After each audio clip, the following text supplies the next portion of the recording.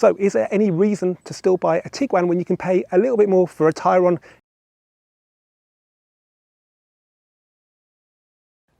Hello and welcome back to the Volkswizard channel, and welcome to a video I never thought I'd be making in 2025. It's a review of a brand new internal combustion engine model in the Volkswagen range.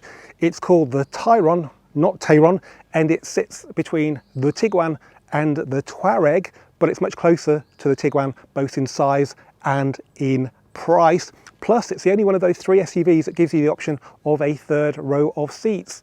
So is there any reason to still buy a Tiguan when you can pay a little bit more for a Tayron, get a significantly bigger car and the option of carrying 7 people? Well, in today's video we're going to get under the skin of the new Tayron and find out. But before we get started, let me just remind you guys how you can support the channel. The easiest way as ever is simply to subscribe, but there's another way that can benefit you as well as me, and that's to sell me your interesting VW Group vehicle. I'm still buying for a trusted dealer, but I'm also buying for my own stock. So I am now very open-minded about what I will buy. I'm still interested in Volkswagen Group vehicles that are interesting, that are average mileage or below, in really good condition, full service history, and completely unmodified. If you've got something like that, then get in touch with me directly by email, andrew@volkswizard.co.uk. Okay, let me just tell you a little bit about the Tayron because it's a new model in the range and you may not know much about it. You may not know that this is actually the second generation Tayron, because the first generation was for the Chinese market only. So this is first gen for Europe.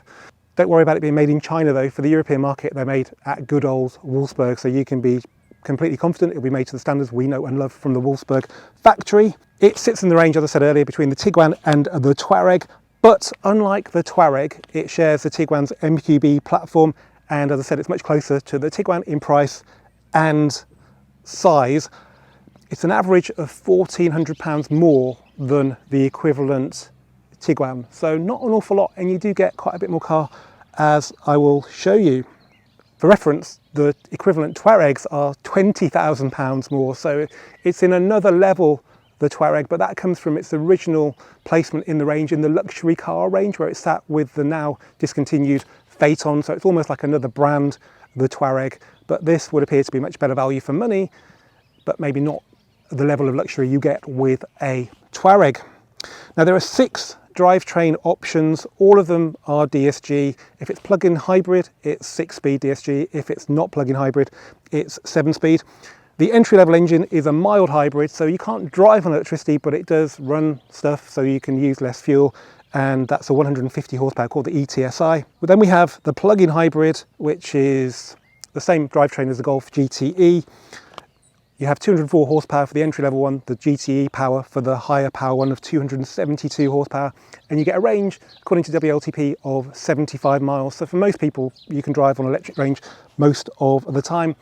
If you need to do more miles than that, if you start with a fully charged, the electric range will help you get incredible MPG from this car. Something like 600 miles per gallon for the plug-in hybrid versions.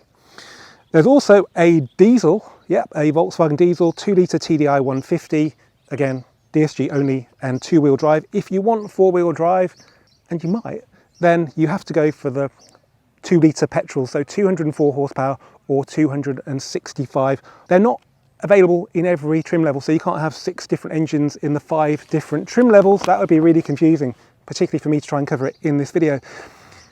You start off the range with the 1.5 ETSI 150 horsepower Life, and the Life, which is the entry-level trim level, comes also with the 204 horsepower plug-in hybrid and the 2-litre TDI 150 horsepower diesel.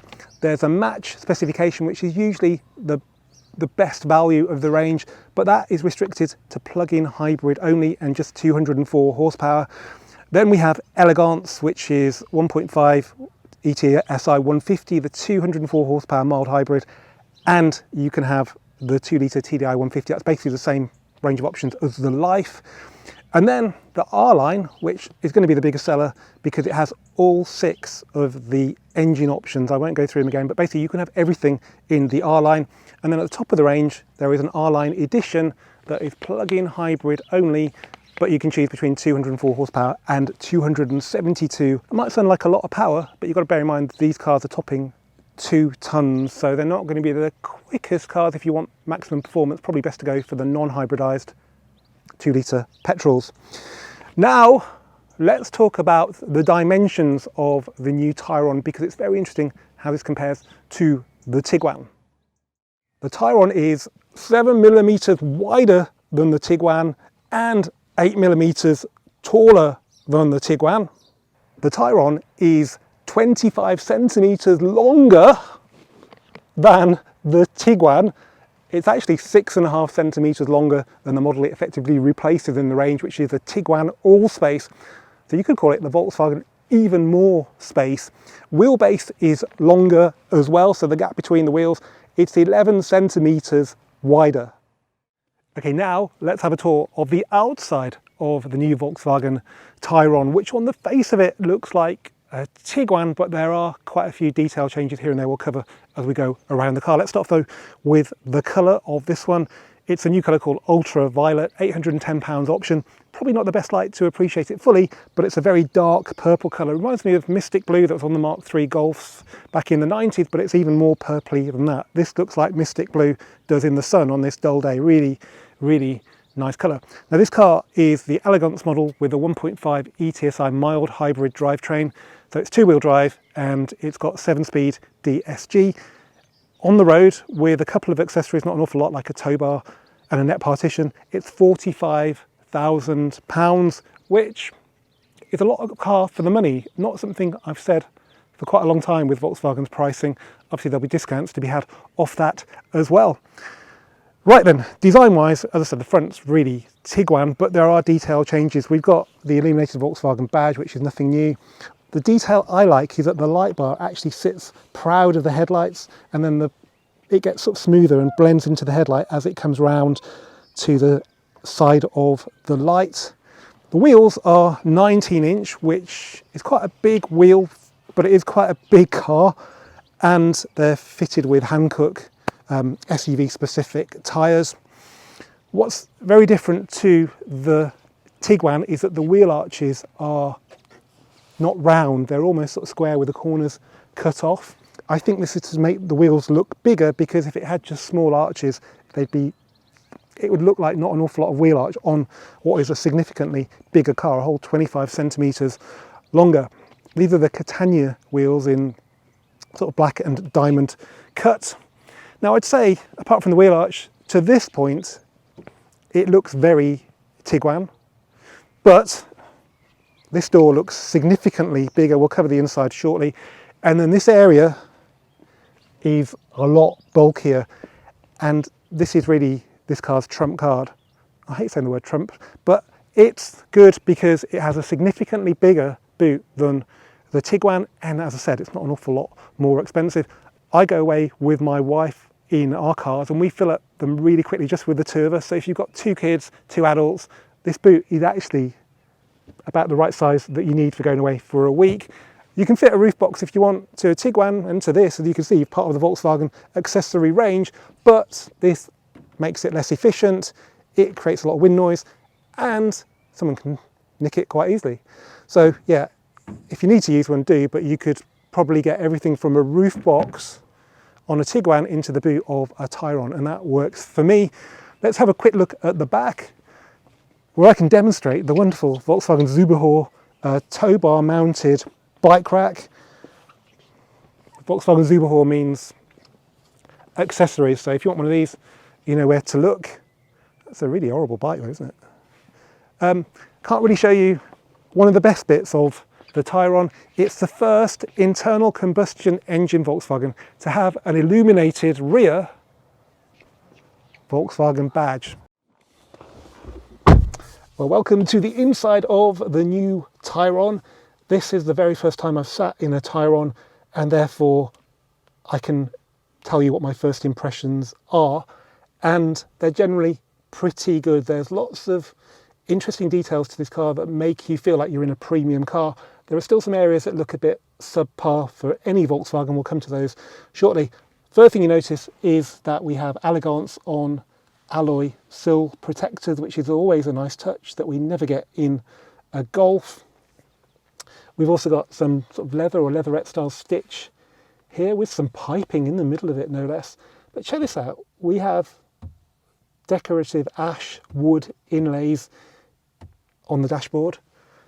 They don't go into the door, but they look fantastic. We have only got the 12.5-inch infotainment screen, so we haven't got the upgraded 15-inch one, which I really wanted to get because a lot of you guys hate this one because it's so big, just slapped on the dash. Imagine how bad that would look in your eyes anyway.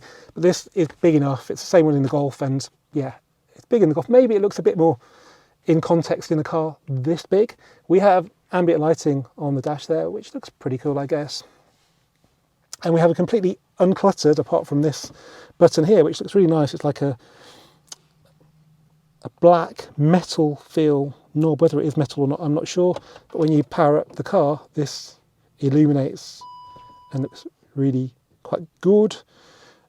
This is all uncluttered because we have a shifter up here in sort of ID3 style, but it's not connected to the instrument cluster, which is a familiar active info display. We have buttons on the steering wheel, should come as no surprise really. There's no way they'd put the haptic button in this completely new model, so that looks nice and feels nice.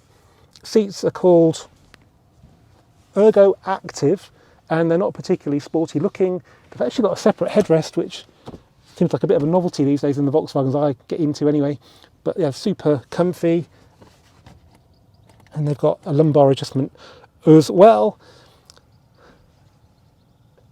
You know what, I don't hate it, but when I start poking around, there are some little areas that I don't like very much. So, even though we've got lovely flocked and ambient lit door pockets, the glove box is unfortunately like the Golf 8 one, or a Seat if you like, unlined, and I think that would have been a nice touch in this car. The carpets ain't all that. Are they marginally better than in the Golf? Not so sure. They're okay though, and the floor mats are really nice. There's no contrast stitch. Actually, no, I don't think so, but they look pretty good quality, better than the actual carpet in the car. And then this plastic down here and on the sills looks a little bit scratchy, and actually the bottom of the door card looks a little bit scratchy. Speaking of door cards, let's get in the back and see how the rear door cards match up to the front ones.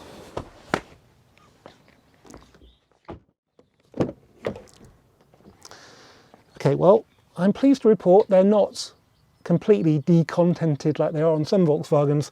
On the face of it, they're the same as the fronts. We've got the leatherette padded armrest with contrast stitch, but this panel here, which has got ambient lighting at the front, looks like it's just a piece of plastic.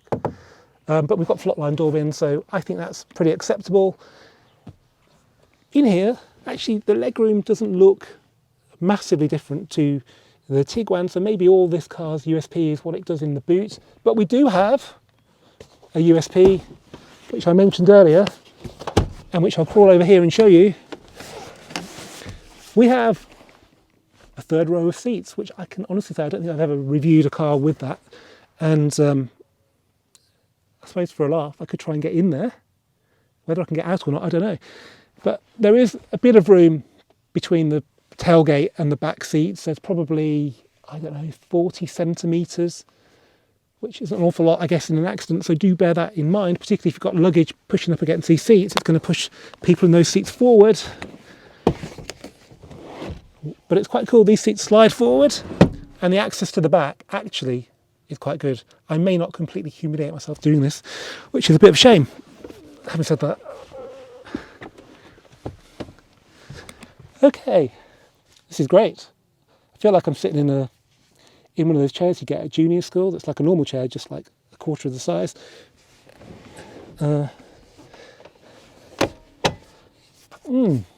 Well, budget airlines feel luxurious in comparison to this, and something's stuck in my back.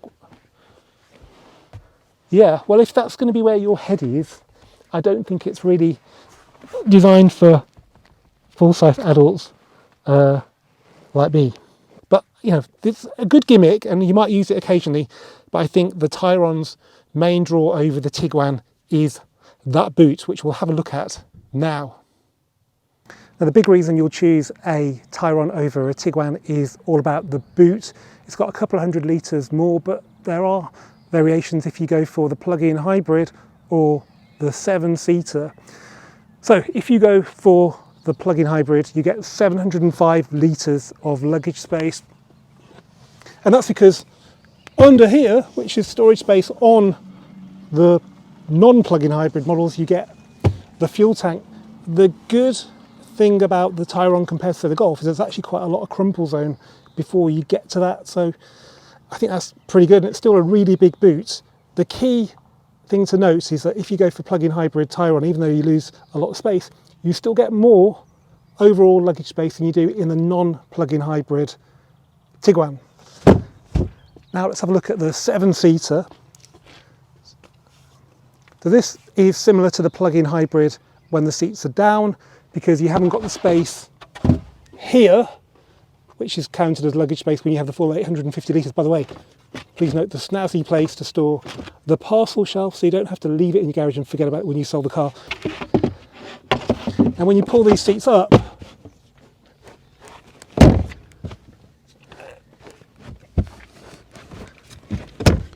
you still get pretty much the same amount of luggage space as you do in a Golf.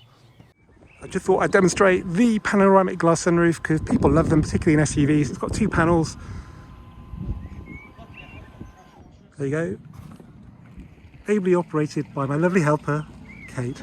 And you only have to do it once, not multiple times. Yeah, the switch is the funny new type, but when you operate it properly, i.e. just do a quick swipe and let go, it seems to work really well, doesn't it?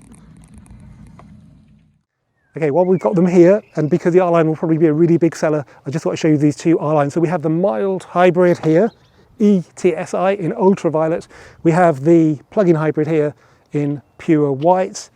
So you get this sort of honeycomb, diamond shaped inlay there for the sporty look. Power tailgates on them both. And then have a look down here. And by the way, they've left this dirty because I think being what it is, even though this isn't 4-wheel drive, that one's not 4-wheel drive, it looks okay dirty. What do you think? Let me know in the comments. You can also see above the dirt the ultraviolet paint, which is really lovely and glossy purple in this light. Now the sun's sort of coming out. Pure white's probably easier to maintain, but I think it really is a bit too much on such a big vehicle. Again, let me know what you think in the comments. Sporty fronts with all this sort of honeycomb in sort of jumbo size compared to a Golf. Look at that. You can get most of your hand through there. And then some sort of venting there. Does it come out in the wheel arch? It does actually, so check out the air curtains. And then, of course, we have the badge here, which looks perfectly fine on this car. It doesn't say GTI, which doesn't look so fine on the GTI. Looks good. And then the wheels. So they're like, to me, they're like a chunkier version of the Estorils on the Golf. They're quite cool, yeah. And Ventus Evo SUV Hankook tyres on these ones. Quick look at the inside. So very important because we've got the sporty interior with some bucket seats, and check this out. I bet you want that on your Golf, don't you? Because I would if I were you. That looks really cool. We just don't get them. Maybe they'll come in time, but these seem to be like bigger seats. So we've got a nice Alcantara bolster there, fake leather, normal cloth, and that sort of traditional R Line fabric started off with the Mark 8 Golf, but actually started life in a different colour in the Golf GTI TCR. R on the steering wheel, and we have this matte aluminium inlay on this car. Some of them have got this microfiber as well, so that must be an R Line thing with a blue bit of piping there, which looks really nice, and we've got contrast stitch down there. So it's a much funkier interior than the Elegance, and yeah, I quite like it. I think for me, it would be the R Line. That's a nice thing to see, not 1, but 2 telescopic struts on this Tayron. Now this is clearly quite a big engine bay, and it's designed to take a 2-litre diesel or petrol. All the engines are 4-cylinder, but this 1.5 ETSI mild hybrid looks particularly lost. That's not a hybrid in the traditional sense. You can't drive on electricity, but somewhere in the cabin there's a battery that stores energy, and that's used to run the air conditioning and other things while you're driving along or when you come to stop. It's basically an extended version of the start-stop system. We always like to have a look at the amount of paint under the bonnet on modern Volkswagens. Well, maybe because the base coat is actually quite similar to the exterior, it doesn't look too bad, but as you can see, that's not very purple, that's more like a grey primer. As you roll into the wing, it becomes a lot more purpley, but I think in this colour, it looks pretty good. Okay, well that's the tour of the Tayron. Now, I think we'll find out how it drives. Well, welcome to the inside of the new Tayron, not Tayron. I've got my wife Kate with me, who so far has been very ably operating the cameras to give you a little more interesting perspective on the car. The sun's come out finally. We've got the R Line now, plug-in hybrid electric vehicle, 204 horsepower. The reason I've chosen this car is because I think plug-in hybrids are really popular with fleet buyers, and fleet buyers is a big part of the market. So if you're thinking about one of these for low benefit in kind tax, then this review is for you. If you're not and you're just interested in the Tayron, then it'll still apply as well. I also want Kate to give you a different perspective on the inside of the car as well, because we all have different priorities, and lots of females drive these kind of cars, and therefore maybe you can offer us some insight into how you perceive it. I hope so. So what do you think? You've commented on the blue, the slightly wonky piping on the dashboard. Yeah, I like that. The seats so far very comfortable. Yeah, so they're ergo comfort again, like the very Elegance. Comfortable actually. You've got lumbar, which you might want to mess with, because somebody else might have messed with it. So it's got four-way lumbar. Yeah, that's very versatile, isn't it? Yeah. And you've got the racy cutout as well, which probably doesn't appeal to you that much. It looks great, but yeah, I'm quite comfy. Like a sensible person, you're more interested in how it feels, and yeah, I've got the lumbar right in my back. That's not good. That's better. You've got two pedals because it's automatic, of course. 6-speed in the plug-in hybrid, just because that's how they've configured it to work with the hybrid system, which is very closely related to the gearbox. Yeah, it's a nice place to be, to use a cliche, but yeah, it's a pleasant cabin, particularly with the sunroof. But it's getting hot now. It does have an electric blind as well, so you can back that off if you want. And yeah, so let's start it up then. So foot on the brake, and we have a start button down here, which is novel, right in the middle of the centre console. And the bong is telling you that it's ready to go, but the door's open. That's what that bong is. So the ding dong is tell you ready to go. So you can just select drive. We've got 69% of the battery left, about 40 miles. So that ties in with about 70-ish for the WLTP combined range. So just, it feels like you're in an ID3 doing this, but it's not, thank God. Drive, and then electric parking brake comes off, and off we go silently.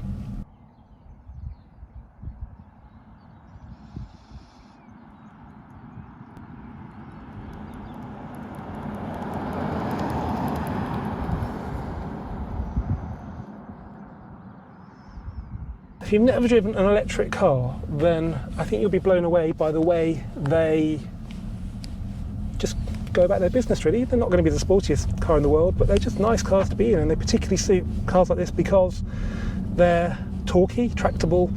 Traditionally you would have gone for a diesel in something Virgin on 2 tons, which you can still do, but you know what, 1.5 may not sound like an awful lot, but with the plug-in hybrid attached to it, it suits it.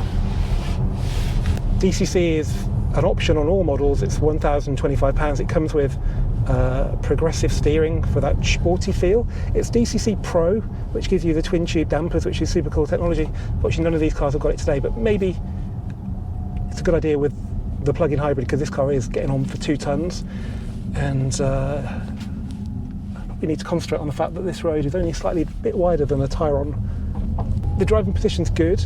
I think the big difference with, say, a Golf is that in the countryside you can see over hedges, which makes journeys a little bit more interesting. What do you think? We're not SUV owners, so... No, I'm definitely a lot higher than I am in my TT. Yeah. I think you're sitting on the roof of your TT right now. But it's great, actually. I mean, I don't see this. What, overfield? Over hedges. I know. It always reminds me when I moved house and borrowed a Ford Transit, and it was like, wow, I never knew that was there.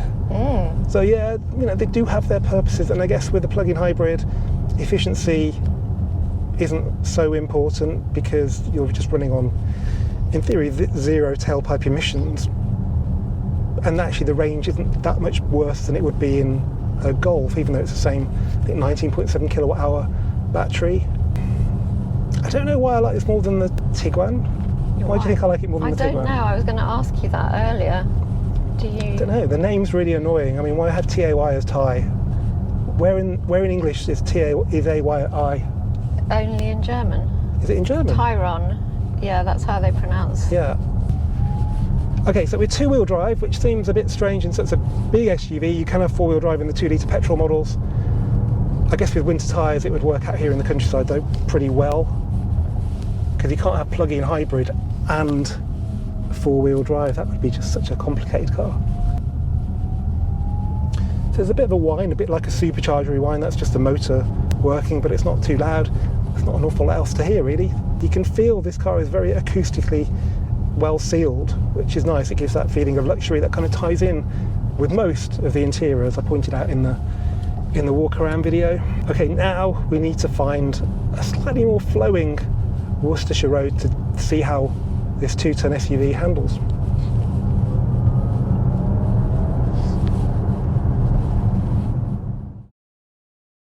I've just noticed we appear to have the upgraded infotainment system in this car, so it's gone up from the 12.5 inch in the Golf to 15 inches. So if you're one of the people that doesn't like it in a Golf, let me know what you think about it in the Tayron, because this is a bigger car, but it's a bigger screen. So is this too much for you? Does it still look tacked on, or do you think it works better in a car like this?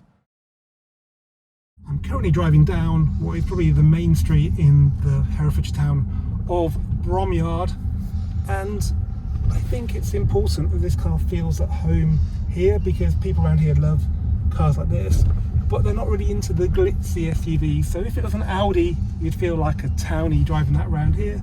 I think a Volkswagen, which is really popular in this area, fits in really nicely, particularly when it's covered in a bit of mud like this one, and we're in white as well, which isn't as sort of flashy as the ultraviolet. So yeah, I don't feel too conspicuous at all. But if you want conspicuous, other SUVs are available.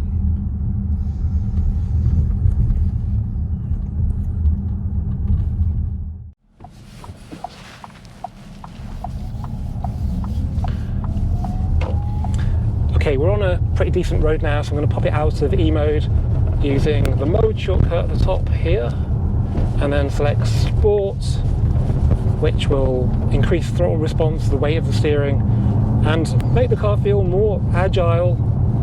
Though we don't have DCC, which is a bit of a shame, but we'll see if it's geared for comfort or handling. It's an R Line after all. So now we're going to use the petrol engine, and it's going to be augmented with some extra torque from the electric battery, which it's got 57% left, so there's enough there. So let's just turn it in here at 50 miles an hour. Kate's onto the flip me handle. Bloody, it does roll quite a lot, doesn't it? But it hangs on. That wasn't too bad at all. No, but I felt like I was a bit of a biker getting my knee down on the corners then. But yeah, as long as it doesn't sort of start to move across the road, we're feels okay. Super stable to me, yeah. I must go faster then. It's okay. I think it's geared towards comfort, not so much handling, which is fine, because this is going to be someone's daily tool, and I think actually it's probably all right. The ride's all right, isn't it? The roads around here aren't brilliant. Here's a bit of a rougher stretch. Let's try this. Oh, actually, that's fine. I'd be wincing in my Golf. Barely felt it in this car, so that's pretty good. And even though we're in Sport, it still switches the petrol engine off, and now it's using electric. It's going to kick the petrol engine in soon, but I'm just keeping the throttle down. No, it's fine. It's telling me to pay attention to the road. I'm looking at the bloody gauges. No wonder I'm not looking at the road. You don't really notice the engine kick in unless it's revving quite hard. Normally it's quite a subdued introduction of the petrol engine. I think let's try the brakes. There's nothing behind us now, so let's go full stopper from 50. Good then. Yeah, that's not bad for 2 tons for a not, really sporty car. That's really impressive. This is, by the way, the 204 horsepower plug-in hybrid. There is a 272 version available as well with the Golf GTE drivetrain, which will feel punchier than this. Again, you know, it's not the quickest thing in the world, but it's got enough performance, and because it's using electric torque, it feels more tractable than you might think, even though horsepower isn't that much for the weight of the car. So I don't think you'll feel shortchanged when it comes to performance, even from this 204 horsepower version.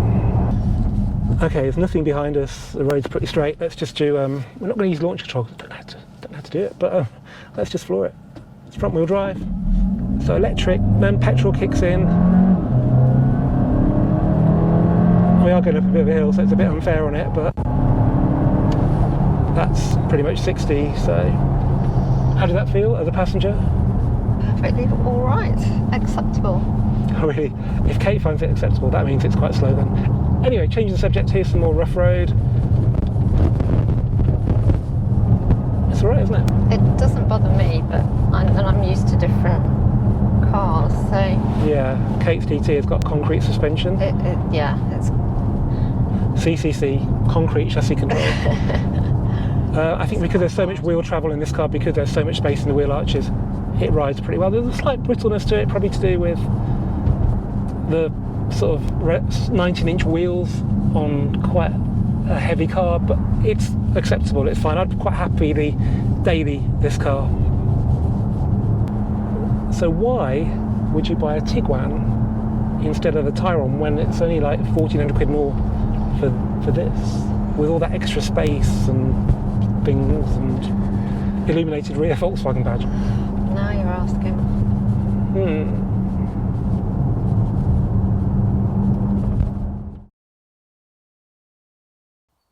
You'd buy a Tiguan because you can get into one for just £35,000, and that's because there's actually a model below life specification which doesn't exist for the Tayron.